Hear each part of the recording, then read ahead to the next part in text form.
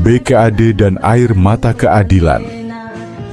BKAD ditangkap menjadi kambing hitam permainan.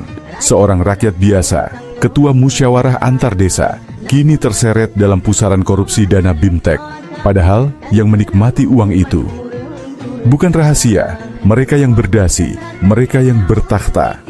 Dana desa yang diambil dari keringat rakyat mengalir ke kantong para penguasa rakus.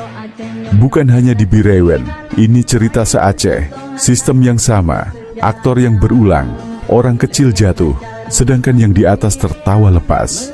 Apa yang terjadi pada negeri ini?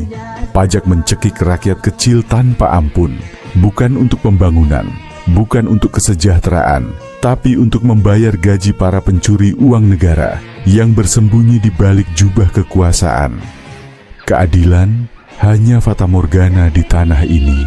Orang kecil selalu jadi tumbal, sementara yang besar berlindung di balik hukum yang mereka buat. Hukum tajam ke bawah, tapi tumpul ke atas.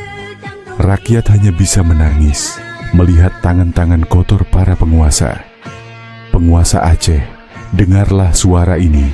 Jangan biarkan negeri ini terus tenggelam. Beranilah menjadi pelurus jalan. Jangan menjadi bagian dari tikus yang menggerogoti. Jika tidak, sejarah takkan memaafkan. Aceh akan mencatat kalian sebagai noda, pengkhianat yang merampas harapan rakyat, penguasa yang gagal menjaga amanah yang suci.